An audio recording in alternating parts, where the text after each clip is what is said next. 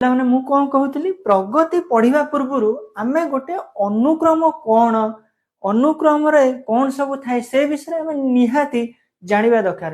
ଯଦି ଅନୁକ୍ରମକୁ ଠିକ ସେ ଆମେ ନ ଜାଣି ପାରିବା ତାହେଲେ ପ୍ରଗତି କଣ ଜାଣିପାରିବା କି? ତେଣୁ ଗୋଟେ ଅନୁକ୍ରମ ଆମେ ଫାଷ୍ଟ ଦେଖିବା 1 2 3 4 5 6 7 ଦେଖ ପିଲାମାନେ ଏଠି 1 2 3 4 5 6 7 ଯାଏ ଅଛି। ଏହି ଅନୁକ୍ରମରେ ପ୍ରଥମ ପଦ ମୁଁ କଣ କହିଥିଲି ପ୍ରଥମ ପଦକୁ ଏ ସିମ୍ବଲ ଦ୍ୱାରା ନାମିତ କରାଯାଏ। ଏ କେତେ ନା 1 ବା ତାକୁ ଆଉ କଣ କହନ୍ତି T1 କହନ୍ତି। କଣ କହନ୍ତି T1 ହଉଛି 1। ସେମିତି T2 କେତେ T2 ହେଲା 2 T3 କେତେ ନା 3 T4 କେତେ ନା 4 Tn କେତେ ନା 7। ଏଠି ଦେଖ ଏଠି T1 1 T2 2 T3 3 T4 4 Tn 7 n ମାନେ ହଉଛି Tn ମାନେ ହଉଛି ଶେଷତମ ପଦ। ଏଇ ଅନୁକ୍ରମର ଶେଷତମ ପଦ ହଉଛି 7 ଅର୍ଥାତ ସବା ଶେଷରେ 7 ଅଛି। ତାପରେ ଆମେ ଜାଣିବା ଡିଫରେନ୍ସ ଗୋଟାଏ ଅନୁକ୍ରମରେ ପ୍ରଥମ ପଦ ଆଉ ଦ୍ୱିତୀୟ ପଦ ଆଉ ତୃତୀୟ ପଦ ମଧ୍ୟରେ ପାର୍ଥକ୍ୟ କେତେ T1 T2 ଭିତରେ ପାର୍ଥକ୍ୟ କେତେ T2 T3 ଭିତରେ ପାର୍ଥକ୍ୟ କେତେ ଆଉ ତାକୁ D ସିମ୍ବଲ ଦ୍ୱାରା ନାମିତ କରାଯାଏ।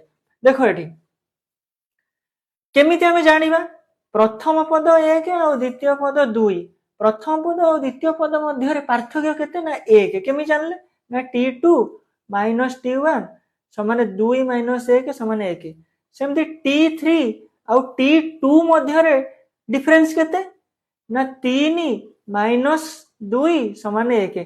ତମେ ଯଦି ଅବଜର୍ଭ କରିବ ଦେଖିବ ଯେ ପ୍ରତ୍ୟେକ ପଦ ମଧ୍ୟରେ ଡିଫରେନ୍ସ ହଉଛି 1। କଣ ତାହେଲେ ଆମେ ଏଥିରୁ କଣ ଜାଣିଲେ ଗୋଟିଏ ଅନୁକ୍ରମ ଆମେ ଏକ୍ସାମ୍ପଲ ହିସାବରେ ନେଲେ 1 to 7 ଯାଏ ପ୍ରଥମ ପଦକୁ 1 କହନ୍ତି ଆଉ ଶେଷ ପଦକୁ n କହନ୍ତି ବା n ସିମ୍ବଲ ଦ୍ୱାରା ତାକୁ ନାମିତ କରାଯାଏ। ଆଉ ସେ ଅନୁକ୍ରମରେ ଥିବା ପଦ ମାନଙ୍କ ମଧ୍ୟରେ ଯୋଉ ପାର୍ଥକ୍ୟ ବା ବେସିକ ଡିଫରେନ୍ସ କୁ D ସିମ୍ବଲ ଦ୍ୱାରା ନାମିତ କରାଯାଏ। ତାପରେ ଆମେ ପଢିବା ପ୍ରଗତିର ପ୍ରକାର ଭେଦ। ପ୍ରଗତି କେତେ ପ୍ରକାର ପ୍ରଗତି ପିଲାମାନେ 3 ପ୍ରକାର। ଗୋଟେ ହଉଛି ସମାନ୍ତର ପ୍ରଗତି ଆଉ ଗୋଟେ ହଉଛି ଗୁଣୋତ୍ତର ପ୍ରଗତି ଆଉ ଗୋଟେ ହଉଛି ହରାତ୍ମକ ପ୍ରଗତି। ତାକୁ ଇଂଲିଶରେ କହନ୍ତି ଆରିଥମେଟିକ ପ୍ରୋଗ୍ରେସନ ଜିଓମେଟ୍ରିକ ପ୍ରୋଗ୍ରେସନ ଆଉ ହାର୍ମୋନିକ ପ୍ରୋଗ୍ରେସନ। ସମାନ୍ତର ପ୍ରଗତିରେ ପର ପଦରୁ ପୂର୍ବ ପଦକୁ ବିୟୋଗ କଲେ ସାଧାରଣ ଅନ୍ତର D ସବୁବେଳେ ସମାନ ରହିଥାଏ। ଆଉ କେମିତି ସମାନ ରହିଥାଏ ତାହା ମୁଁ ତୁମକୁ ଉଦାହରଣ ମାଧ୍ୟମରେ କହିଛି। ତାପରେ ଆମେ ଜଣେ ଗଣିତଜ୍ଞ ଗାଉସଙ୍କ ବିଷୟରେ ପଢିବା। ଜଣେ ଗଣିତଜ୍ଞ ଗାଉସ ଥିଲେ। ସେ ଯେତେବେଳେ ଛୋଟ ପିଲା ଥିଲେ ବା ସ୍କୁଲରେ ପଢୁଥିଲେ ତାଙ୍କ ସ୍କୁଲରେ ସବୁ ପିଲାମାନେ ପାଟି କରୁଥିଲେ। ଯେତେବେଳେ ପାଟି କରୁଥିଲେ ଶିକ୍ଷକ ଦେଖିଲେ ପିଲାମାନଙ୍କୁ କେମିତି ଚୁପ୍ କରାହବ ତେଣୁ ସେ ଗୋଟେ ଗଣିତ ତାଙ୍କୁ ଦେଲେ 1 ଠୁ 100 ଯାଏ ସବୁ ଅଙ୍କ ମାନଙ୍କର ବା ନମ୍ବର ମାନଙ୍କର ମିଶାଣ କେତେ ବା ଯୋଗ କେତେ। ଶିକ୍ଷକ ଜଣକ ଭାବିଲେ ଏଇ ପାଠକୁ ପିଲାମାନଙ୍କୁ ଦେଇଦେଲେ ସେମାନେ ସେମିତି ମିଶଉଥିବେ ଆଉ ଚୁପଚାପ ହେଇ ବସିବେ। କିନ୍ତୁ ସେଇ ପିଲାମାନଙ୍କ ମଧ୍ୟରେ ଜଣେ ପିଲା ଥିଲେ ଗାଉସ ଯେ କି ଖୁବ କମ ସମୟ ଭିତରେ 1 ଠୁ 100 ଭିତରେ ସବୁ ନମ୍ବର ମାନଙ୍କର ମିଶାଣ କେତେ ହବ କହିଦେଲେ ଏବଂ ଶିକ୍ଷକ ମଧ୍ୟ ଆଶ୍ଚର୍ଯ୍ୟ ହେଇଗଲେ ଏ ପିଲାଟି କେମିତି କହିଲା।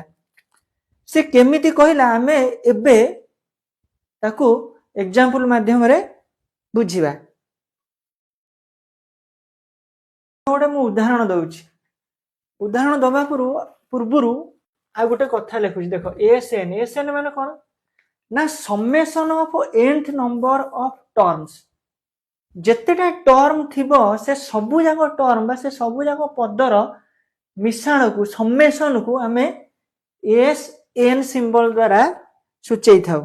ଦେଖ ଗୋଟେ ଉଦାହରଣ ଦବା ଯୋଉଠି D ହଉଛି 1 କେମିତି ଦବା ନା 1 +2 +3 ଲାଷ୍ଟ ପଦ ମୁଁ କହିଥିଲି n ତାହେଲେ ତା ପୂର୍ବ ପଦ କଣ ହବ ନା n - 1 ତା ପୂର୍ବ ପଦ କଣ ହବ ନା n - 2।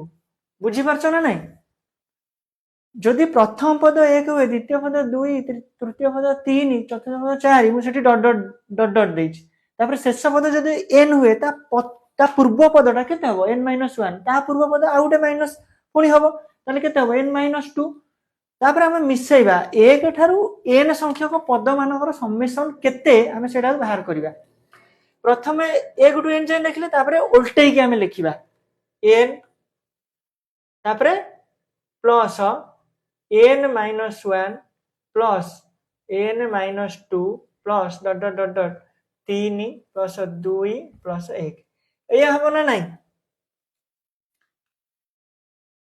तापर हम मिसेइले कोन पाइबा कोन पाइबा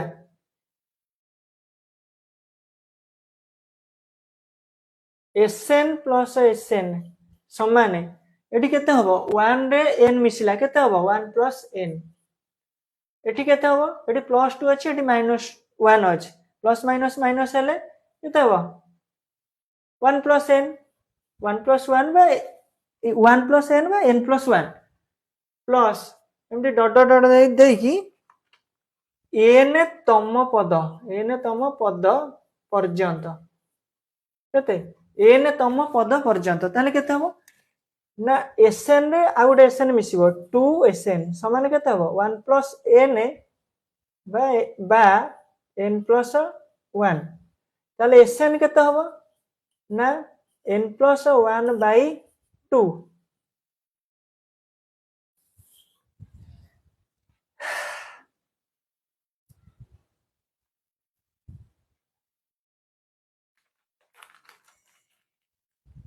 देखो पिला माने एठी टिके न भूल अछि कोन भूल अछि ना n तम पद पर्यंत मिसिबो कोन ना 1 प्लस n ता n तम पद पर्यंत मिसिबो ताले एई सब मानकर मिश्रण केते बाहरिबो ना n * n + 1 ताहले Sn केते हबो ना n * n + 1 / 2 एटा सूत्र कोन जत्ते बेले d 1 देइथबो जत्ते बेले d 1 देइथबो आउ कहिथिबो पद मानकर समष्टि केते तेबे आमे एई सूत्र बाहर करिबा एई सूत्र रे बाहर करिबा Sn समान n * n + 1 / 2 आउ सेही जो पिलाटी थिले गाउस से एई प्रणाली रे बा एई टेक्निक यूज करिकि 1 टू 100 जाए सबु संख्या मानकर समष्टि निर्णय करी तांको सार को देखैथिले।